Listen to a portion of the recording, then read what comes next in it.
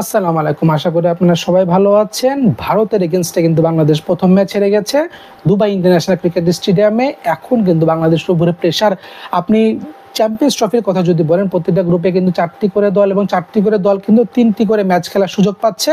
আপনি যদি দুটো ম্যাচ হেরে যান তখন কিন্তু আসলে আপনার কামব্যাক করার কোনো অপশন নেই। যদিও অনেক রানের সমীকরণ এবং অনেক কিছু সমীকরণ মেলানোর পর আপনি একটি ম্যাচ জিতেও সেমিফাইনালে কোয়ালিফাই করতে পারেন, বাট সে ক্ষেত্রে আমি যাচ্ছি না।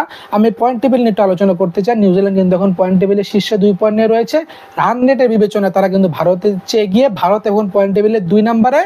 পাকিস্তানের সাথে কিন্তু ভারতের একটা ম্যাচ রয়েছে, বাংলাদেশের খেলা কিন্তু নিউজিল্যান্ডের সাথে রাওয়ালপিন্ডি ক্রিকেট স্টেডিয়ামে।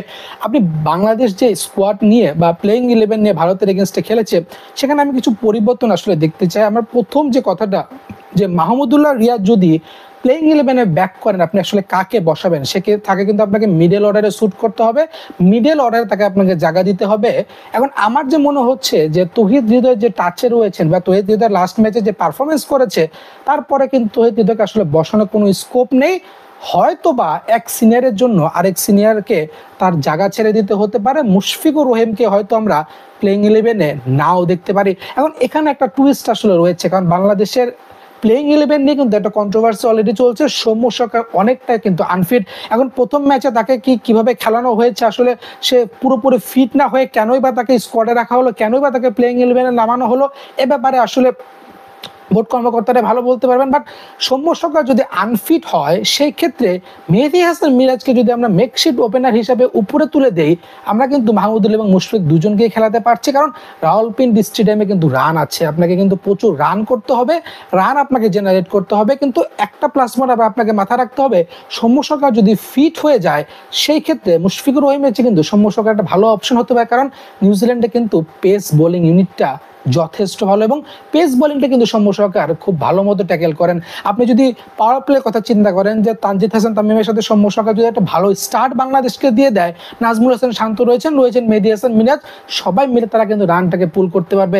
এখন টিম ম্যানেজমেন্ট এখানে টিম কম্বিনেশনটাকে তারা কি করবেন, কি পরিবর্তন তারা ব্যাটিং ইউনিটে আনবেন, মুশফিকুর রহিমকে ড্রপ করবেন, নাকি মেহেদী হাসান মিরাজকে মেকশিফট ওপেনার হিসেবে তারা ওপেনিংয়ে খেলিয়ে মুশফিকুর রহিম এবং মাহমুদুল্লাহ দুইজনকেই তারা প্লেইং 11-এ রাখবেন। বোলিং এর ইউনিটের ব্যাপারে যদি একটু কথা বলি, বোলিং ইউনিটে কিন্তু স্পিন ডিপার্টমেন্টে আমাদের যদি মাহমুদুল্লাহ ফেরে, তাহলে কিন্তু আমরা 3 স্পিনার নিয়ে খেলছি। যদি আমি মাহমুদুল্লাহ রিয়াদকে পার্ট টাইম স্পিনার হিসেবে হিসাব করছি, বা তারপরেও কিন্তু আমাদের 3 স্পিনার রয়েছে, মাহমুদুল্লাহ রিয়াদ, মেহেদী হাসান মিরাজ এবং রিশাদ হোসেন রয়েছে।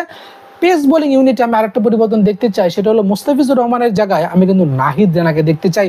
তার গতি, তার সুইং এবং তার বাউন্স কিন্তু একটা এক্স ফ্যাক্টর হয়ে যেতে পারে রাওয়ালপিন্ডি ক্রিকেট স্টেডিয়ামে। পাকিস্তান এগেনস্টে 2টো টেস্ট খেলার এক্সপিরিয়েন্স তার রয়েছে। মুস্তাফিজুর রহমান আসলে ফ্ল্যাট পিচে যথাযথই ফ্লপ এবং বরাবরই সে ফ্লপ পারফরমেন্স তার। এখানে কিন্তু নাহিদ রানা আমাদের জন্য একটা এক্স ফ্যাক্টর হয়ে যেতে পারে। এখন পর্যন্ত আমার যেটা মনে হচ্ছে, যদি সৌম্য সরকার ফিট না থাকেন, হয়তো মেহেদী হাসান মিরাজকে আমরা 3 নাম্বারও খেলাতে পারি। সেক্ষেত্রে হয়তো নাজমুল হোসেন শান্তকে দিয়ে আমরা ওপেনিং করে মেহেদী হাসান মিরাজকে 3-এ খেলিয়ে আমরা হয়তো আমাদের মিডল অর্ডারটাকে আরো বেশি স্ট্রং করতে পারি। কারণ মুশফিকুর রহিমকে আপনি যদি ড্রপ করেন, আপনি কিন্তু শুধু ব্যাটসম্যান, আপনি কিন্তু কিপিংটাকে একটু ভালনারেবল করে দিচ্ছেন। কারণ সেক্ষেত্রে কিন্তু জাকির আলী অনেকে কিপিং করতে হবে। সব কিছু মিলিয়ে আসলে এখানে একটা টাফ ডিসিশন টিম ম্যানেজমেন্টকে নিতে হবে। কারণ মাহমুদুল্লাহ রিয়াদকে আপনি চাইবেন, আপনি গত ম্যাচেও মাহমুদুল্লাহ রিয়াদকে মিস করেছেন। তার স্পিন বোলিংয়ের কথা বলেন বা তার ব্যাটিংয়ের কথা বলেন, অভিজ্ঞতাটা কিন্তু আপনাকে সবসময় মাথায় রাখতে হবে। অভিজ্ঞতাটা যে কোনো বড় ম্যাচে, যে কোনো বড় প্রেশারের আন্ডারে কিন্তু কাজে লাগাতে পারে। মুশফিকুর রহিম, মাহমুদুল্লাহ নাকি সৌম্য সরকার, আপনাদের প্লেইং 11টা অবশ্যই কিন্তু কমেন্ট সেকশনে জানাবেন। ধন্যবাদ।